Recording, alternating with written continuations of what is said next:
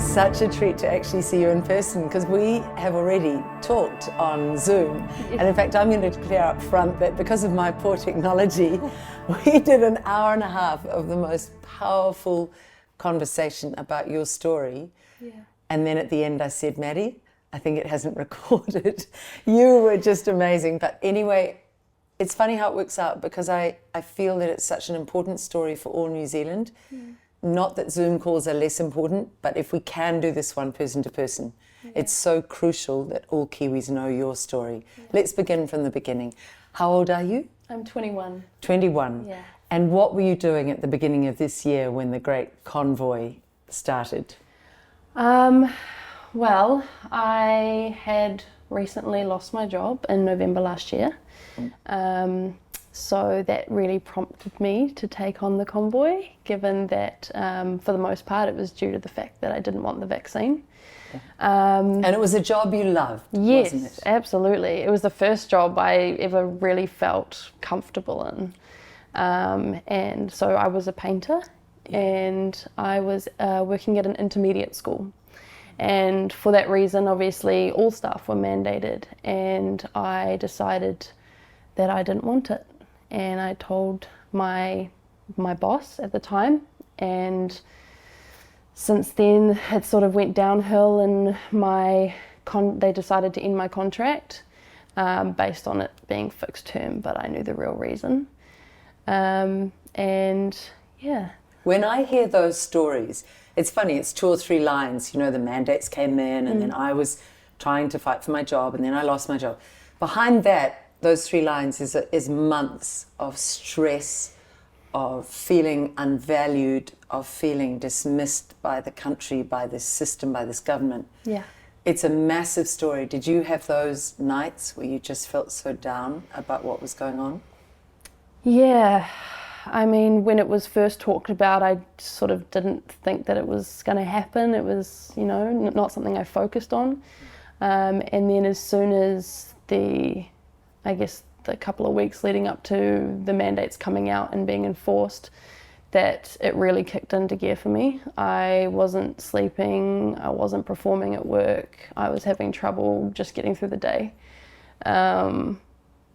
My anxiety impacts me greatly with things like that, and it reflects physically. So I have eczema, it makes my eczema flare up, I can't sleep, I get asthma attacks and panic attacks and all sorts. So yeah, it was quite a rough time leading up to that. I so value your honesty. There will be so many other people, not just young, of all ages, but particularly, let's focus on our young, who have been so horribly abused, I think, by the rollout that's happened. You're right at the start of your lives. You all want to get on with having a job, getting an income, meeting friends, traveling.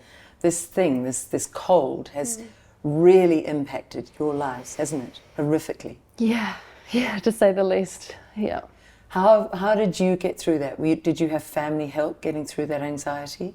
I kind of only had family help. A lot of my friends or even colleagues just couldn't understand why I was so hell-bent on not getting the vaccine and how I could let that ruin my career.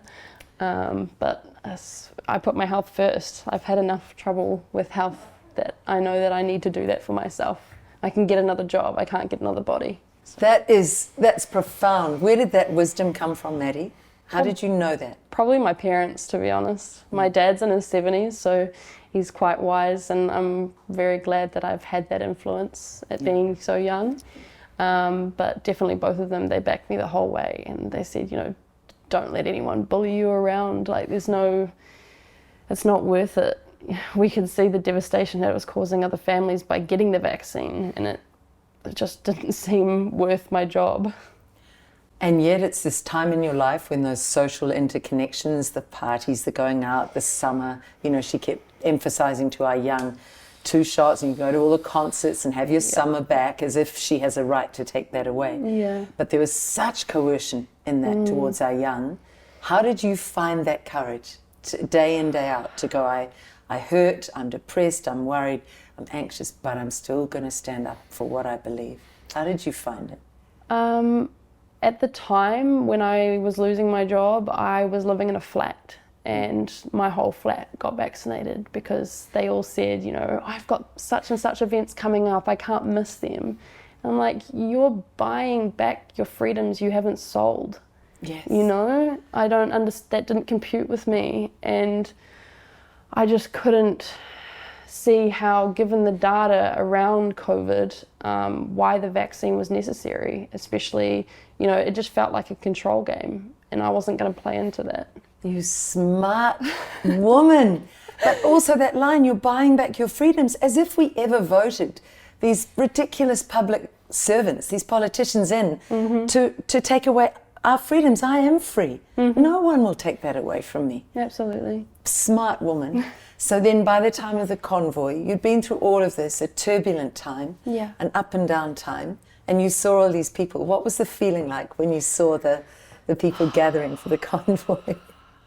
One of the most amazing experiences I've ever had. Like, I genuinely think I found at least some of my people during the convoy, during the protest. I think the biggest shock was in the convoy, traveling down and seeing all those overpasses just filled with people, like hundreds of people just on one bridge, and there was, I don't know how many, at least 50 bridges on the way down. Not only that, you know, it's supposed to be a 9-hour drive to Wellington, and we did it over the course of 3 days, and we were back to back, you know. Wow. It was incredible. And was it everybody waving to everybody else? Yeah, tooting, everyone screaming their heads off. It was just the most, and everything was so loud, but it was so full of love. Like, you could feel the energy coming from everywhere, you know. Everyone was filming and participating, and it was just so incredible because for a fringe minority, that was quite a few people, you know. It's a very good point. A lot of the silent ones who'd stayed silent came out. Absolutely. Because it was love and also hope. Yes. We all felt we can win our country back from these tyrannical things that are happening. Absolutely. So what was it like when you first got into Wellington? The vibrations were like times 10. I have never experienced something so full of love and light in my life, because there's just so many people coming together for the same cause. They might have their various reasons, whether it's not wanting to get the vaccine or just purely, even people that have had the vaccine, they're just standing up for other people that don't want it, you know, because they feel that who are you to take away someone's rights to do with what they want with their own body. It's not, I've never seen it in my life, and I don't think my mum's ever seen it in hers, so you know, I think it was pretty incredible. There were a lot of those. There were ethical Kiwis saying what is going on in this country is not what I want in this country. Absolutely. I agree. But then there were the mandated, those who've lost jobs. Yeah. Did you meet any who've lost their homes? Yeah, I did actually. I was really surprised. I didn't even think about that side of things, but there was a girl I met on the very last day, and broke my heart. She was living out of her car, and she came with her dog. She came down in her car, and on the last day, her windows got smashed in, and her car got taken away, and she was left on the side of the road in Wellington with no phone. Dog? Where was the dog? She was just sitting with the dog on the side of the road. Oh my God. Yeah, she had no phone. All of her belongings were in the car, and it was smashed to pieces. She ran up like last minute with the keys, trying to say, "Hey, I'll move my car, I'll move it." And they said no. Tried to grab the keys off her, arrest her, etc. And she just had to run. You're joking. And it was smashed by the police. Yeah, windows smashed in because they wanted to move it. They did not care that this was someone's livelihood. How old would she have been? Max 25. Oh my God. If that was you, if you have a story, please contact us. Please contact us at Free NZ. These stories, Madi, need to be recorded for history, so this can never happen again. So let's move on where we're moving to police abuse of their oath to protect and serve the people. It's been utter abuse this year, and it was on 2 occasions in Wellington. It was on the 10th of February, and it was on March the 2nd. Tell us what happened on the morning of the 10th of February. Tell us your account of that day. So I went into Parliament grounds about 9:30, 10ish, I think, and So you weren't camping in there. You were. No, so I was nearby. camped at the old Parliament buildings.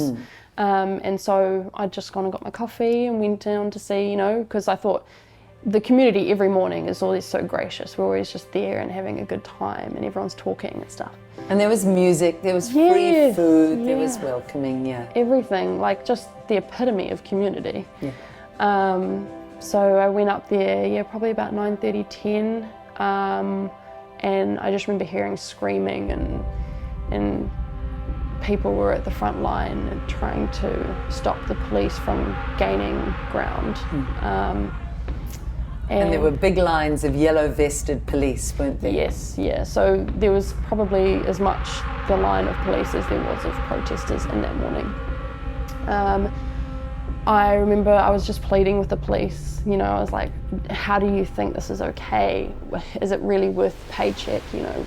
Why, what do you say when you go home to your families at night? And eventually, I remember... Just stop there, that's so interesting. I did the same. I'd go, your grandfather must have fought for us to stand here. Yeah. These are the people's grounds. Yeah. Is this the New Zealand you want? We were, as women, we were trying to use that emotion from the intellect and the heart. Is this really something as police you want to do? Are you going to betray your fellow Kiwis? I said to many, you're a Kiwi first. You're a Kiwi first. Absolutely. Not a policeman. Yeah. Not a servant of this government. Did you get any reactions? Oh, they wouldn't even look me in the eyes. I think I got one reaction and he just said, there was a police officer on the very front where that wall is, and he just said, stay out of the way, I don't want you getting hurt. My God. And that was quite shocking to me because I was like, half of that comes from a place of care and then half of that comes from the knowing that they're going to hurt people. That's it. They're going to brutalise people, otherwise why would you tell me that? Why would you say that before it all happened? Because the protesters were peaceful and they were unarmed. Absolutely. That we need to emphasise. They were never a river of filth. They were never armed. Yeah. And they were innately peaceful. Yeah. So that's really interesting. Yeah, I remember a couple of them. An older woman had tears in her eyes, an older policewoman, and one man, Casey Hodgkinson's mum and I were leaning over the barricade saying, take my hand, you're my brother. We can do this together. Don't stand against the people. And he, you could see in his eyes, felt something. Yeah. So then what did you do? You were trying to talk to them, and what happened next? So I had that interaction with the guy. He basically told me, stay out of the way, don't get hurt. And then I just hear people screaming, they're taking our people away. And that just got me. I ran towards the front of the line and I saw this woman, Taryn, sitting on the ground meditating. And so I gravitated towards her. I don't know what it was. I just ran and sat next to her and she said, find your happy place. They can't get to you there. Just shut your eyes, meditate, just do what you need to do. So they can't touch you, they can't affect you. What a brave woman. She was literally right at the front. Oh yeah, cross-legged. she was in bare feet and she had bare feet and the police were standing on her toes. Like she was like this. And yeah, it just blew me away. Her strength was absolutely incredible. So you did that? You sat next to her? Yeah, I went and sat next to her and then another girl, Shakti, came and sat next to me and she was only about 19 and she said basically shit's gonna happen and stuff's about to go down, but we have to do this. There's no way we can't not be here. What do you think she meant by that, Maddie? For me, it felt like she was a physical representation of someone that would normally be so vulnerable and need protecting, and yet she was doing the protection on. She was protecting on behalf of everyone else, and it really blew me away with her confidence. She knew she was going to get hurt that day. And she sat there and she said, we have to do this for our nation, for our people. At the end of the day, they have to see that the police and government are capable of inflicting this sort of pain and devastation on people, on their own people. My God, our women are brave in this country. Some of our women. Yeah. That is Gandhi level courage. That is Gandhi level peaceful resistance. Absolutely. Unarmed, but staying in it to show people what is on the other side. Their beauty, your beauty, the three of you, shows New Zealand the ugliness on the other side. Yeah. So what did happen, Madi? We were sat there meditating, our eyes shut and everything for maybe about half an hour.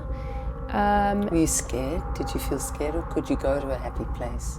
I did find some peace in that. It was quite frightening because you were seeing people all around you just get pulled out of the crowd and dragged away, and people are screaming, "No, you can't do this, you can't take them."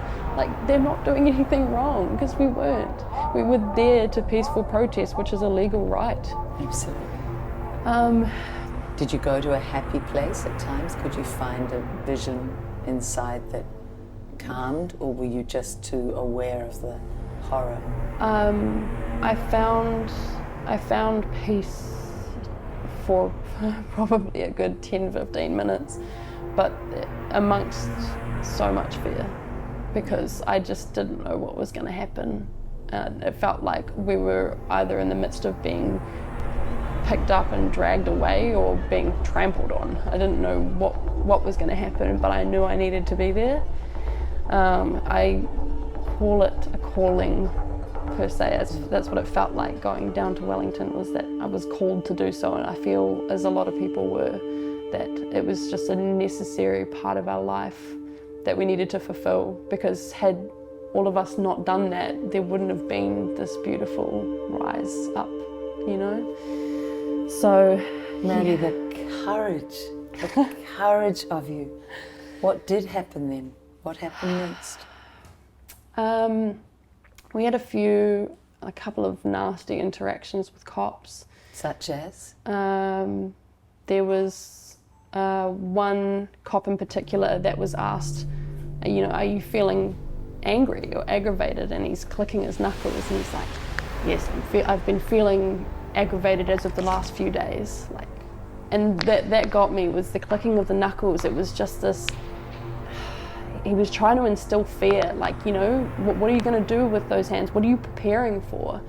And so we sort of felt at that point that, you know, something was going to happen, because it's like he was getting ready. There was another cop, he must have been higher up, and he was walking behind the line of the cops in front of us, and he said, "Start working on those three." Oh. Because we were the only ones that weren't giving lip. We weren't even making eye contact. So to me it was like, maybe they couldn't do anything to us until we acknowledged them. I don't know what was behind that, but it was frightening. I was like, work on us? Like, what does that even mean? And when you say giving lip, the other protesters were saying, "Hey, stop this, stop pulling people out. Yeah. Don't do this. Yeah. You should not be doing this. This is not fair, what you're doing." Yeah, absolutely. That's what they were saying to the police. Work on these three. Gives me shivers just thinking about it. And still you stayed, Madi. And still you stayed. I didn't have a choice. I mean, I did, but I didn't, because I needed to be there. I had lost my job, I've lost friends, I've lost half of my family due to my choices. And if I left, I would have no fulfillment in what I had done. That's why I stayed till the end. I stayed even after everything was over. But and this is what courage looks like. This is what courage looks like. And so you stayed. And I commend you for your courage, because you were standing for you and all the others who'd gone through all of this. And then what did happen? One of the police officers pulled Shakti up first and dragged her by her underarms, and I instinctively grabbed onto her leg to stop them, and they were pulling at her so hard that I let go, because I would have hurt her if I tried to hold on anymore. How many were there? think 2 of them were on her. 2 big burly policemen Yeah, on and a she's young half my size. on a young girl. Yeah, half my size, 19, like, you know, she wouldn't hurt a fly. She's what I would call the human equivalent of a fairy, honestly. She's so delicate. Tiny and meditating and sitting there. Yeah. My God. So they dragged her out. Yeah. They dragged her and then they grabbed me, and that was kind of one of the most belittling and horrific things I've ever experienced. I felt powerless and hopeless. I felt like I was there for this great purpose and they were just ripping it away from me.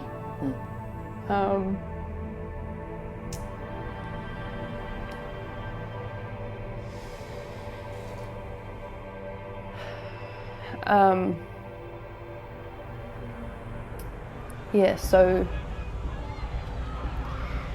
they hauled me up, and I'm not sure whether this was intentional or an accident. It felt intentional, but they pulled my arms behind my back quite high, put the handcuffs on wrong. So the long part that should go over here was on the side of my wrist, and they tightened it extremely.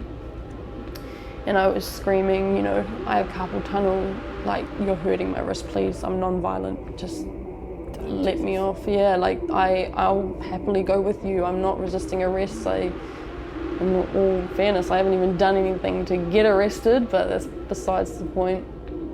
And I was basically told, just calm down, it'll be over soon. How many did you have on you? How many police? 3.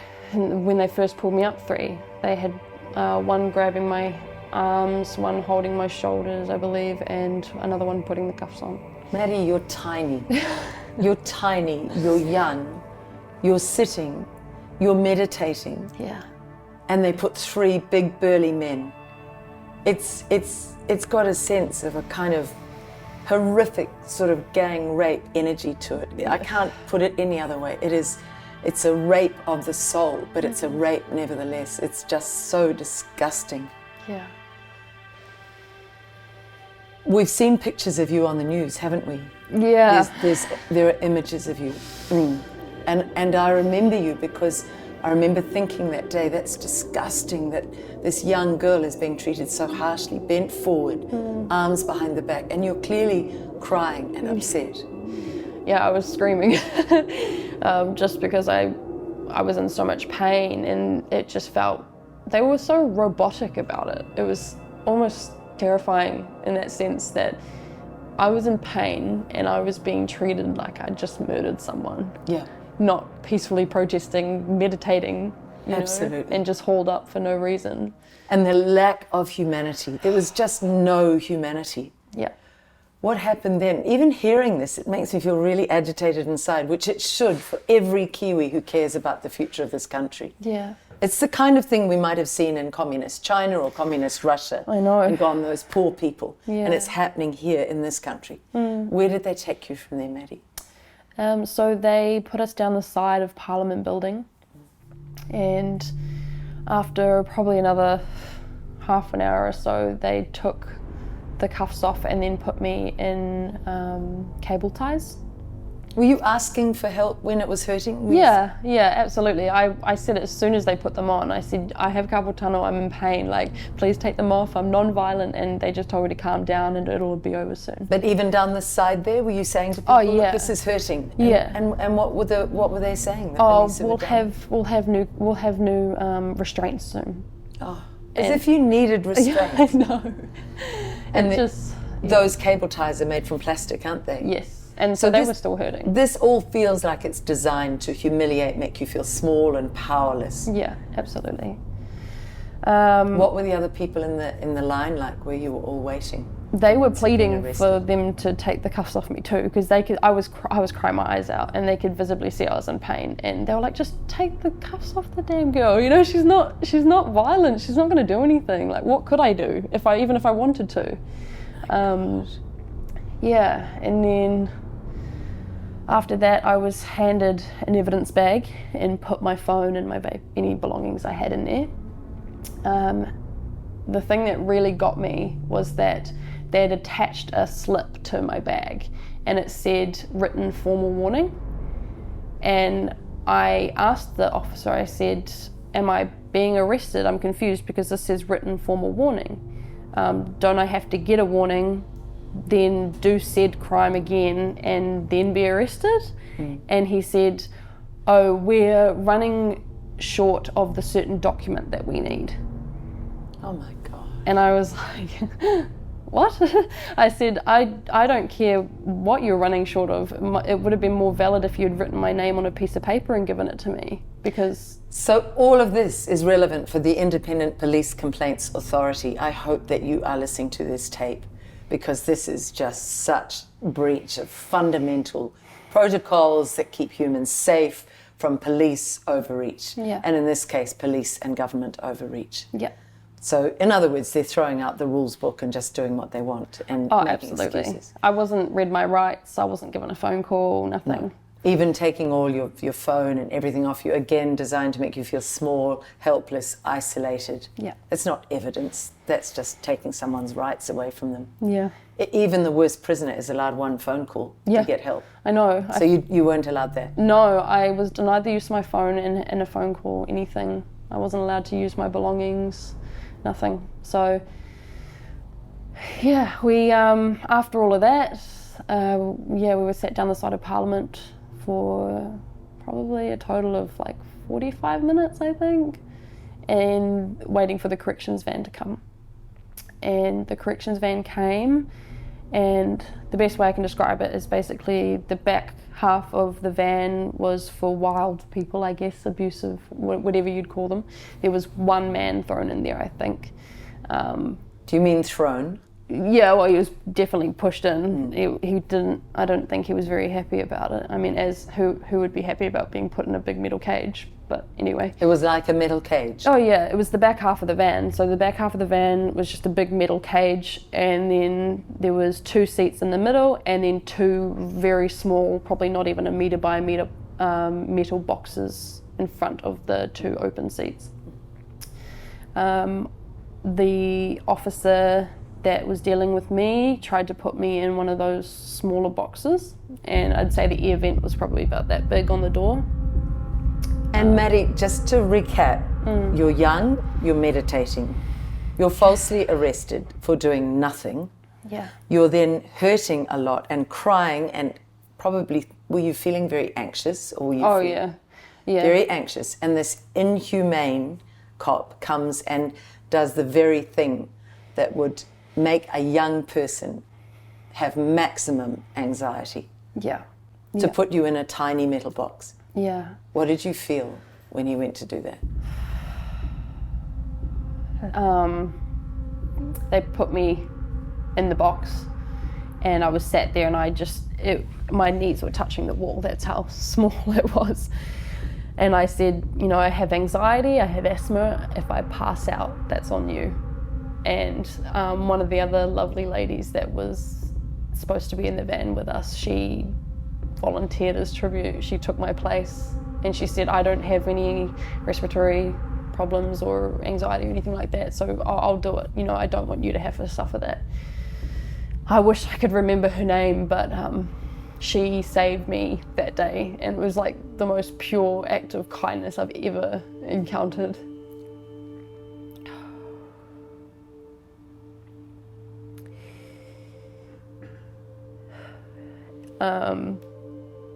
Why do you say that, Madi? Because out of that whole day, I didn't know the woman, and she could see the fear that I had going into that box, being treated like an animal.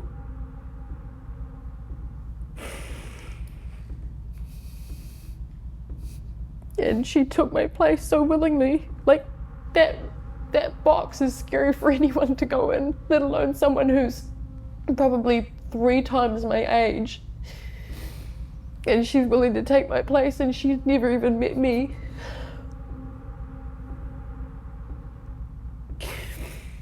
And I don't know what would have happened if I had gone in there, because the journey was probably at least half an hour. And when we got there, she was puffing, she was having trouble, and she had no medical issues. I don't know what I would have done as an asthmatic, let alone my anxiety. It would have just...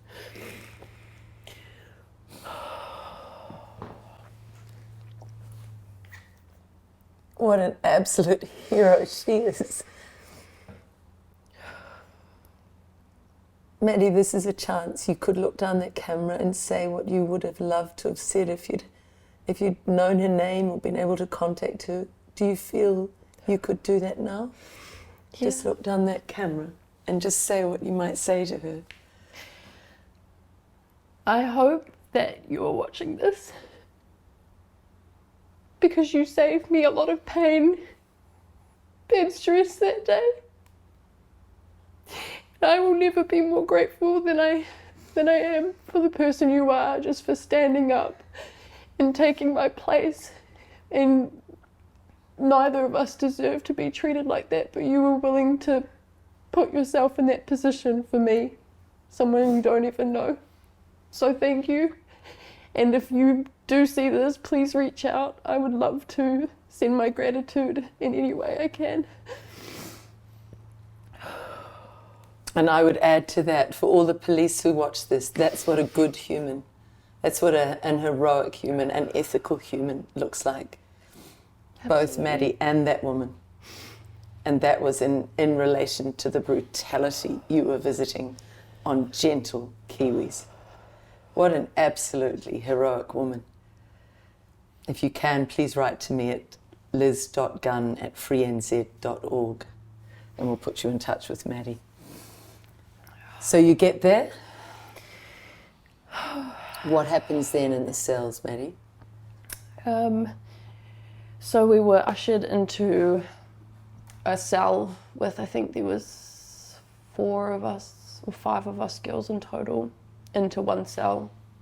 And then after probably 10 minutes, we were all put into our own cells. The cells were disgusting and cold, just really not what I expected whatsoever. Disgusting in what ways? Oh, completely unsanitary. Like the toilet in there had stains all down the side of it. There was just didn't seem like they cared what went on in there or who went in there and the repercussions they'd face and how they'd feel. And let's put a reminder in there, this whole nonsense, this whole brutality, the whole thing is supposedly a response to a health crisis. And this is where they put you. Yeah, well, certainly didn't seem like it that day. Yeah, the cells were the worst, I'd say, of it. I think I can handle the confrontation as much as it's hard.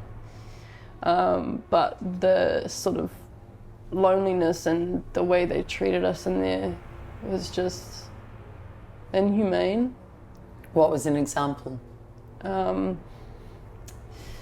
Anytime they would get our attention, they would bang on the doors, and these were large metal doors in a fully brick/cement cell.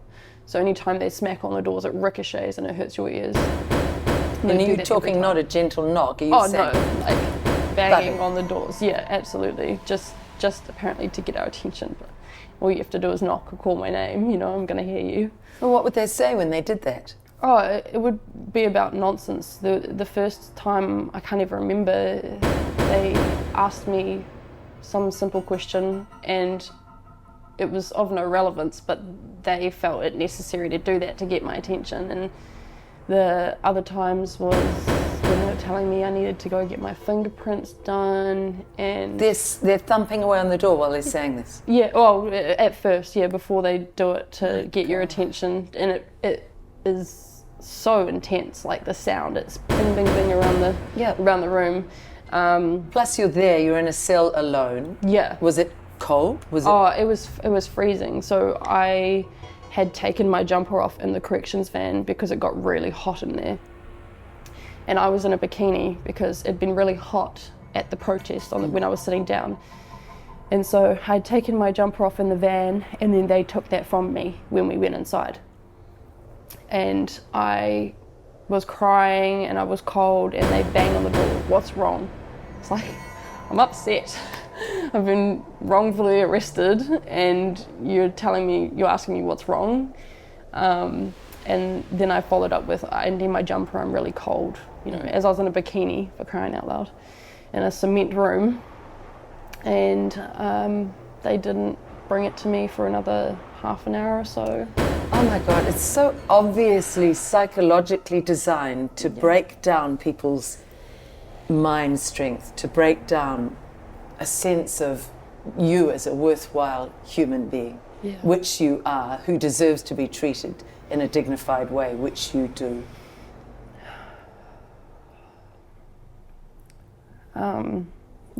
So... Do you think that's what it was about, Madi? Because that's what I'm picking up. Oh, absolutely. They wanted to either vilify you, belittle you. They didn't care. It was like, once they had a hold of you, they felt they could do anything or treat you anyway. And that's what was scary, because I was like, out of everyone, me and the two other girls that I was with were the least, I wouldn't say anyone in that environment was violent from our side, but we were the least, as we literally weren't speaking, weren't even making eye contact with them, and yet they could treat us the way they did. Was absolutely insane to me. It's real bully tone and dynamic and flavour.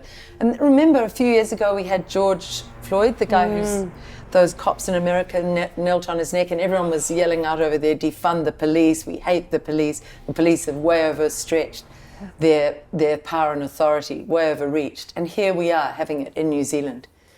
It's just disgusting what you've done, Andrew Coster. Absolutely disgusting, and all Kiwis should be asking for Andrew Coster's resignation. And also to be held accountable for these atrocities. So what happened then, Madi? So I was probably in the cell for about 4 or 5 hours. Were you feeling very anxious, or were you able to sleep, or what? How did you feel that? Must have been such a slow passing of time. Oh yeah, I tried to make myself sleep because I couldn't stop crying. I was on the verge of hyperventilating, and I knew that if I'd done that, I would have been way worse for wear. I wouldn't have been able to get any help. So I was trying to force myself to sleep, keeping in mind it's like a cement room with probably like this little ledge that comes out with like a mattress about that thick on it. So I was trying to get myself to sleep, and probably got about 45 minutes of sleep, and then woke up to them banging on the door again, which that was the most frightening thing ever. Yes. Yeah. And yeah, instantly crying. I just couldn't stop. I just felt like they had ripped every sense of my freedom away. They already had by doing what they did with the mandates, but they were actually caging me now for what I was doing. For standing up saying this is not right. Yeah. What happened then? How did you get out of that place? So they called me to do my fingerprints, etc., and I did all that. Was there any kindness from any officer at all? No. Any acknowledgement that you're one of our young? Traditionally in society, the older people in society look after the young, nurture the young into adulthood, are kind, are gentle, are somehow able to guide. And all I'm getting is utter brutality. Yeah, they didn't. They had, from what I saw, no respect for me, no humanity, in anything that they were doing. It just felt like I was another number that they were ushering through the system. So I got my fingerprints done, and then I was ushered to the front office where they would get me to sign my bail sheets. They put the bail sheets in front of me to show me basically what my conditions were, and my conditions were I wasn't allowed to go onto Parliament grounds for the next 2 years, and I wasn't allowed within 500 metres of Parliament grounds until my next court date, I think it was. What on earth was the charge? What was the... What was the charge they were laying? You were sitting on the people's parliamentary ground lawns meditating. Yeah. That's a weird charge. What was the charge? Willful trespass, apparently. But you first have to be trespassed, and you hadn't been trespassed. That's what I thought. So it's a trumped up charge. It's a made up charge. Yeah, absolutely. And when I saw that on the bail sheet, I broke down. I said, I can't sign this. There's no way. I said, my camp's within 500 metres. I'm here in Wellington until this is over. So I can't go home to Auckland. What do you mean? You know, I can't sign this bail sheet. I didn't do anything wrong. And now you're trying to make me stay away from the one place that I'm here to fight for. To serve. Yeah, for To my serve. freedoms, for everyone's freedoms. It's not about just me, and that's how everyone felt. We weren't just doing it for ourselves. We were doing it for the people that couldn't be there. Absolutely. You know, the people that were there that would rather be on the sidelines, which is completely okay, but there needed to be that fair few of us to stop the police, because they were just ripping up tents, they were barricading through people. It was vicious. This was on the 10th. Yes. This was on the 10th as well. Yes, yeah. So still, even in this moment, after this horrible day, and the brutality you've seen, and the loneliness you felt, and the fear and anxiety, still, Madi, you stood up with courage. You're quite some woman. You are quite some woman. You have the courage of an absolute lioness. What did they say to you? Basically, I need to sign the bail sheets or they won't let me go. And I broke down. I was like, what do you mean? Like, you can't make me sign something that, for starters, has no basis in truth. Yeah, there's no background to this. There's no substance. And And secondly, you hadn't even been allowed a call still to a lawyer. Nothing. To get any advice. Not even to my parents to say, hey, I'm okay. Like, they had to find out through basically the news that I had been arrested, because a family friend noticed me on the news and goes, that's Madi, you know? And my parents are like, no way. And then they looked at it again, oh my God, it's her. And it wasn't until probably like 5 o'clock, 6 o'clock that night that I was able to call them after I'd gotten out. So they made me sign the bail sheets and gave me a map of, like, a printed out, faded map of from the police station to the train station, and basically gave me a ticket and said, find your way. And I said, you do realise I'm from Auckland. I have no idea where I am, where I'm going. And they said, oh, well, here, you know, this will help. And that's when I called my mum, and I was freaking out, because I was like, I don't know where I am. I'm trying to get to this train station and I'm having trouble. And eventually I got to the train station. I jumped on the train, and there was these, like, the workers on the train. They were so lovely, because I was bawling my eyes out. They could see something was visibly wrong, and I guess they were scared something had happened to me. Something had.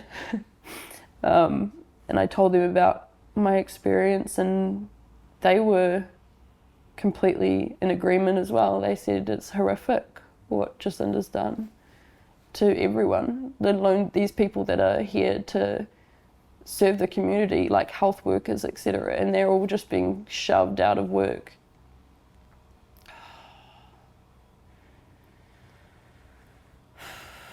Could you do one more message down that camera to Jacinda Ardern? I ask lots of people this. Just what you would say if she was here. What do you gain from this? How can you treat your people like this? The people that you were sworn in to serve. You're supposed to be our Prime Minister, and you're nothing short of a joke. And I want to say, on behalf of myself and anyone else that I've interacted with that feel the same as me, how dare you? Shame on you. You've kicked us out of work. You've vilified us, made us feel like second-class citizens, and told us so. As you said, so with such intent that we were two classes.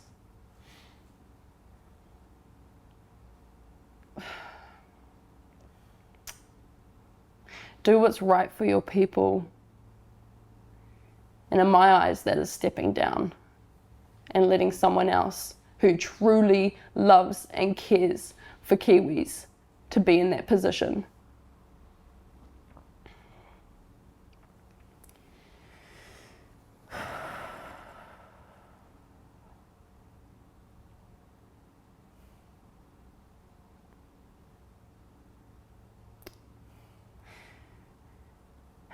You took advantage of your people, and you've made a disgrace of our nation just through your actions alone. And one day, you'll get your comeuppance. That I can guarantee.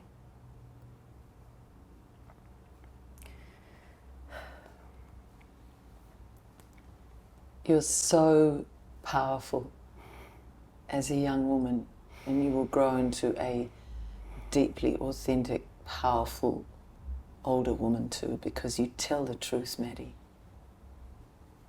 I try. I do my best. How has it been since?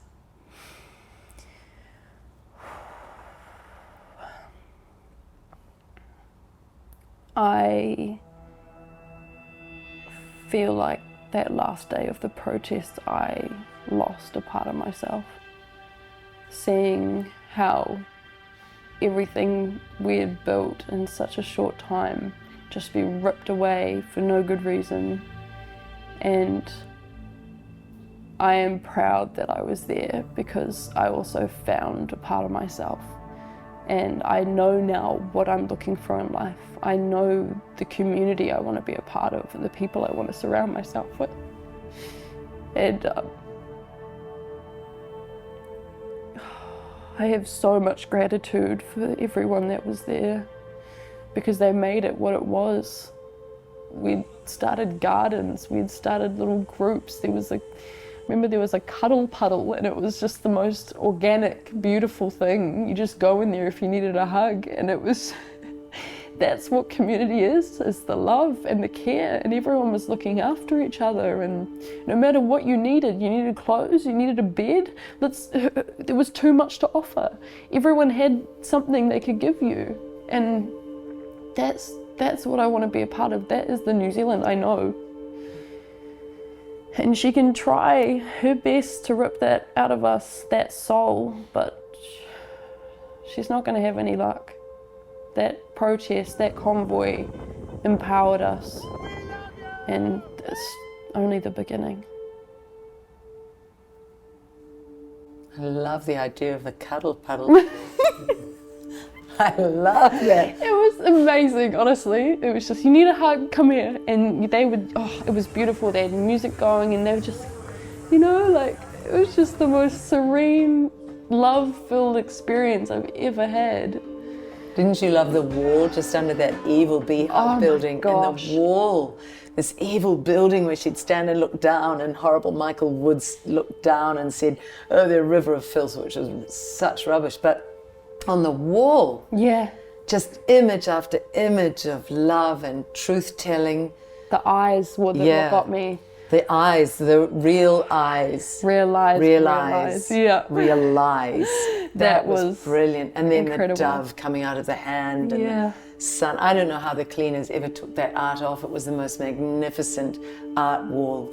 My God, if I ever got into Parliament, one of the first things I'd commission is, I want all those artists to come back. And we want all that art all over that horrible Stalinist-looking wall that's so grey and drab now. Yeah. But it was so beautiful and alive with love. Absolutely. It was a mural dedicated to our whole experience. How did you go on the second? Were you actually there as they were ripping it apart, Madi?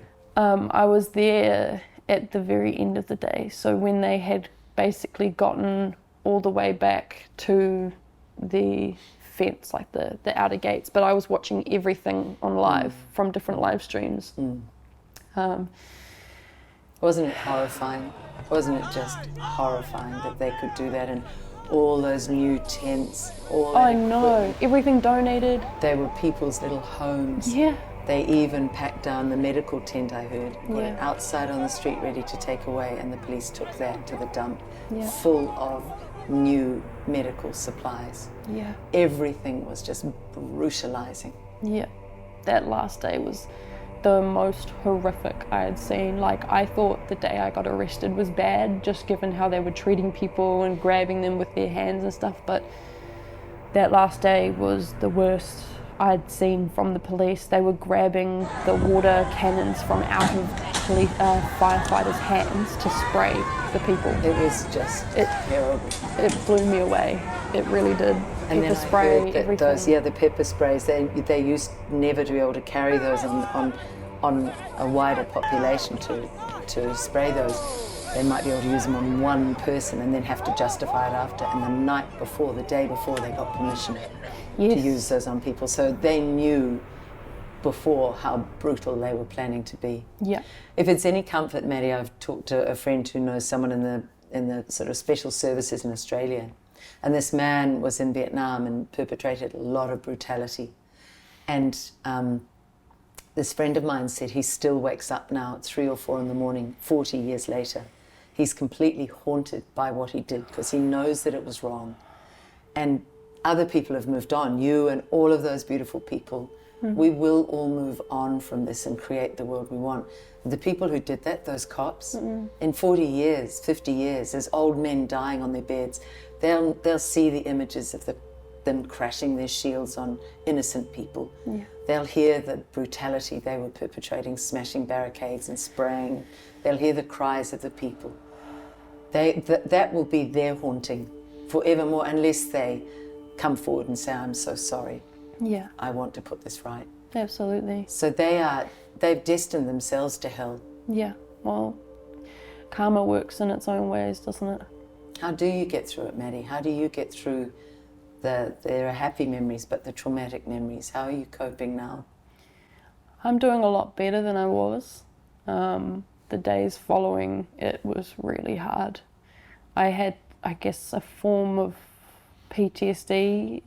There was this one instance that I remember was the day after I got out, and I was walking down the wharf of Wellington, and I remember seeing 3, so silly now that I think about it, but it was really scary, 3 umbrellas outside of a cafe, and they were navy blue, and my mind saw 3 officers coming towards me. It was the most surreal experience I've ever had. But that just showed me how much it affected me, because I've never had something like that before, where I felt like I was a target, or I felt like I was going to be arrested again for something. That's trauma. I think so many of us can relate to that. I drive past a police car still and I shudder in disgust. Yeah. If I'd been a member of the police on that March the 2nd or the 10th of February, I would have resigned. Yeah. I would have said, you disgust me. Yeah. The way this force is run is awful. I'm going to get an honest job, an honourable job. Yeah. Well, I mean, you know, the very people that are there to serve and protect were doing the absolute opposite. Absolutely. So, Maddie, talking about honest jobs, have you been able to find a job? No, I've been kind of scared to get back into work again. I have signed myself up for a course to further my skills, which I'm really excited about. That's supposed to start in August. And beyond that, I hope to either get a full-time job as a painter plasterer or start my own business, hopefully. Wonderful. Yeah. If you do, promise you'll let me know, and we'll do a little piece and add it to this, and we'll say, employ this woman. Do you want anybody to offer you work if they have something out there? Oh, I mean, yeah, anything's great. I enjoy building clientele and getting to know people and transforming spaces. That's what it's all about for me. So, yeah, definitely. If people have work they need, I'll do it. And I think that's a gorgeous note to end. Your love, your courage, in its way, transformed that space. What you did, and telling that story now, will make others be aware of the truths, of the courage and the beauty of those people who went to Wellington. So you are being still transformative. Thank you, Madi, for telling the truth and your courage. Thank you for having me and giving me the ability to. I appreciate it.